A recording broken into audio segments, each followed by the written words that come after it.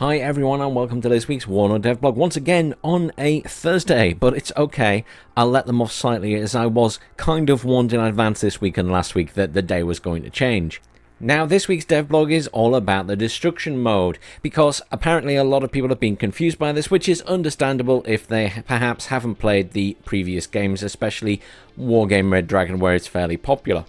So they say a bit of a mea culpa. It was brought to our attention that while various veterans of our games are happily tearing through destruction mode, seeing those lovely points pop up left and right, many players are not familiar with destruction and felt out of their depth. Our apologies, this devblog is dedicated to newcomers and veterans alike, explaining destruction mode, a brief history, and how it is different from the conquest mode. So, a short history of destruction. Destruction mode has been around for a long time. We first created it when we developed Ruse. That was a mighty 12 years ago.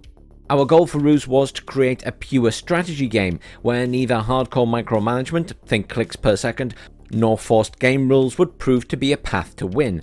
As both fans and developers of real-time strategy games, we concluded that a match was typically over when one side had inflicted a critical amount of losses on its opponents. When this happened, it would be almost impossible for the latter to reverse their fortunes on the battlefield.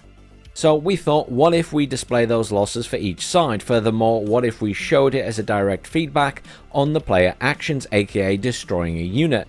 This would then be a useful tool as information and also a special kind of motivation. Those little counters really want to make you destroy more stuff. When the spiritual ancestor to WARNO came around, Wargame European Escalation, not only did they decide to keep the destruction game mode, but they also put it at the heart of their game. Since then, although they have moved towards conquest as being the default mode of play for the subsequent titles, they have also retained the destruction mode in all of their games. So see it as a legacy of a legacy.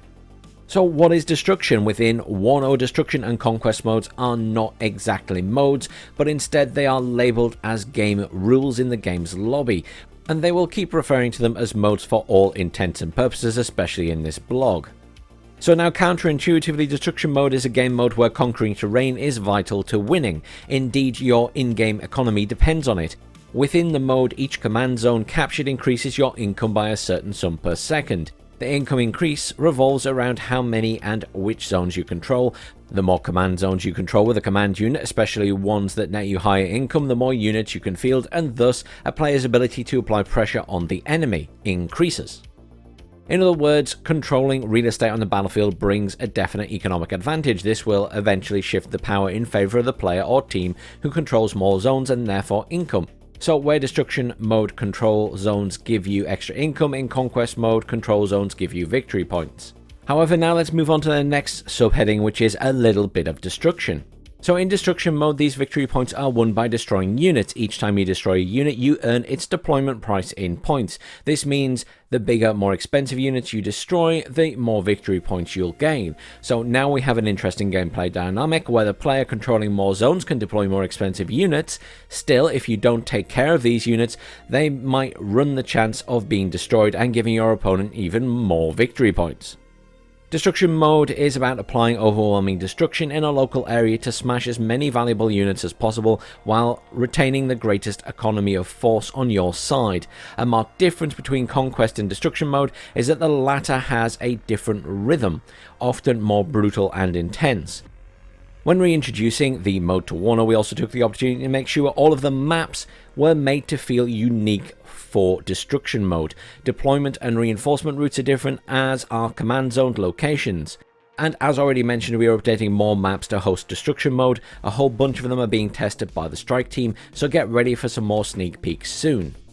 I will just note that today's patch/hotfix has also added loop 10v10 destruction. We'll see how that pans out. I think it's going to be a bit crazy with the amount of points you currently get, but we'll see. We'll see. Now, new units are coming with the next patch, so before they leave us, they have this little bit of extra news.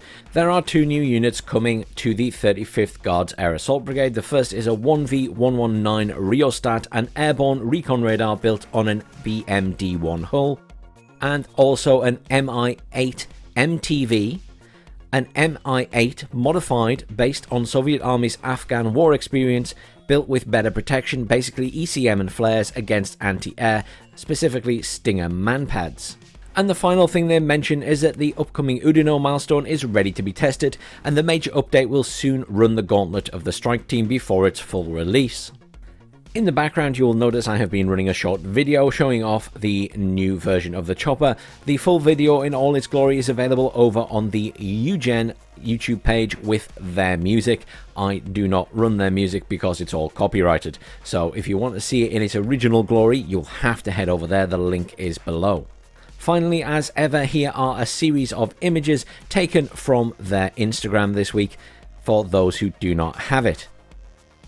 Thank you very much everyone for tuning in. I hope you all have a fantastic weekend, and I'll see you all soon for some more WARNO.